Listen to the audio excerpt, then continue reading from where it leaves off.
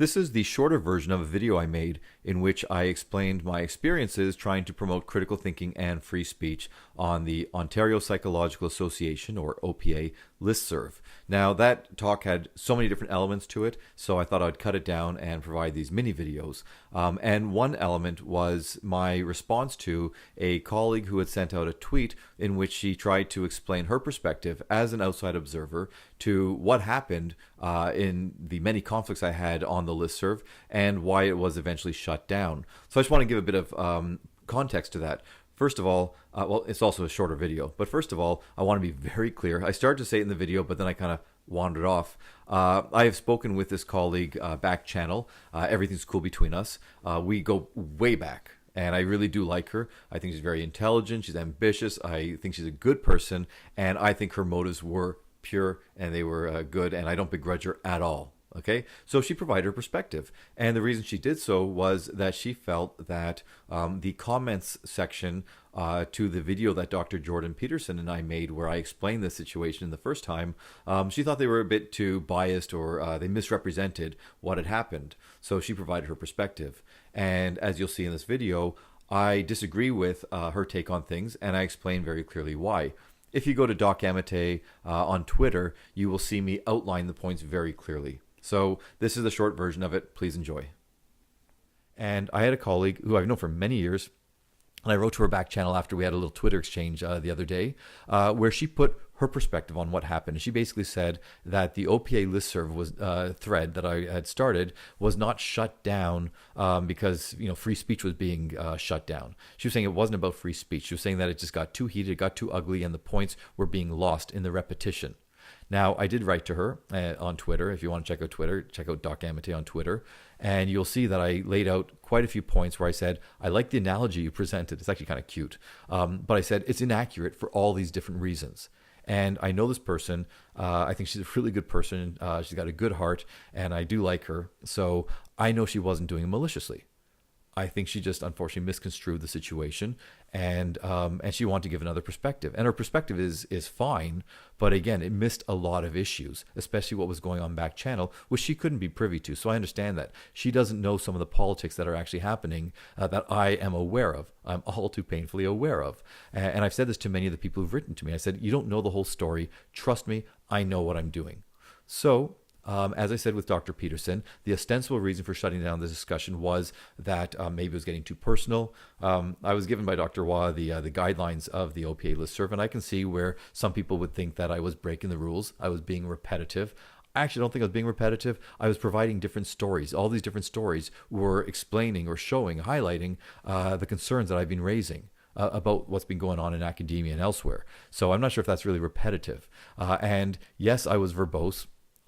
I'll own that. And we're supposed to keep the messages a bit shorter, okay? But that's not the issue. Dr. Waugh did say publicly on the listserv that a number of members were distressed at seeing my emails. Now, if they don't like the content, grow up. You're a psychologist. You're an adult. Read it. Disagree with it. It doesn't matter. Okay, but do your due diligence. Don't tell me you're distressed at reading my emails, because there's no hate in my emails. I'm not calling people names. I'm providing evidence. That's all I'm doing. The worst that can be said is that since several people keep misconstruing what I'm saying, I have to keep repeating the same points over and over, and I have to keep saying, where did I say this? Where did I imply that? Okay, and that's the worst that you can say about it. And I'm forceful and I'm direct. Okay, but I don't think rude or offensive. Now, the other thing is they're saying my mailbox is getting flooded. I get hundreds of emails per day, and I've got the ability to go, not relevant, click, click, click, get rid of it. So if people are saying that's the reason that they want to shut down this thread, that they don't want me speaking, that's silly. And I do know for a fact that a number of the colleagues wanted me kicked out of the OPA. They wanted me not just censored, but booted out. And if the OPA wanted to do that, I'm fine with that. I can join another organization. We have to join the OPA or the CPA, the Canadian Psychological Association, in order to get insurance, professional insurance, because without that, we can't practice as a licensed psychologist. So I'll be happy to join the CPA. I believe the dues are even cheaper. But the fact is that I believe the OPA is more relevant to my practice because I'm in Ontario. And I know the past and current president, Dr. Jonathan Douglas in the past, Dr. Sylvain Roy presently. And I can say, I'm not sucking up here because anyone knows me knows I don't kiss up. I can say that those two, along with other board members, and I was on the board many years ago, representing Toronto. So I know them, what happens behind the scenes. And I can say, at the very least, Dr. Waugh and Dr. Douglas have done so much for the field of psychology, for the practice of psychologists, and for the citizens, in Ontario and elsewhere. They do truly advocate for vulnerable people, whether it's homeless people, whether it's First Nations people, whether it's people suffering from various forms of mental illness, whether it's first responders. And I could list a whole bunch of people from the OPA who have done this kind of work. And it's amazing work. And when I'm in the media, I will promote it. Okay, because that's what they're doing. And I think it's wonderful that they do that. And I know that the OPA does that. I know the CPA does that as well. I'm just not as familiar with that work. So the point is, I have, more than most people, promoted the OPA. Also, to all of my students, I tell them, join the OPA.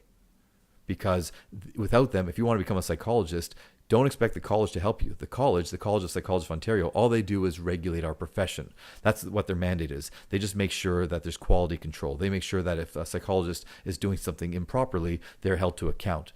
They don't advocate for our profession. It's the OPA, a volunteer group. So again, I'm not sucking up.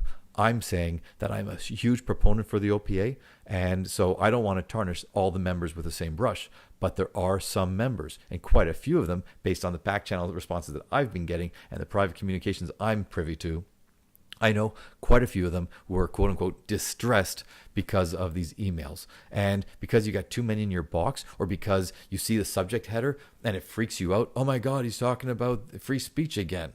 Grow up. So the person who wrote this thing on Twitter, she is incorrect in her portrayal of what happened. It was shut down because it was getting too heated and because people were threatening to leave the OPA if something wasn't done about it. I know this for a fact.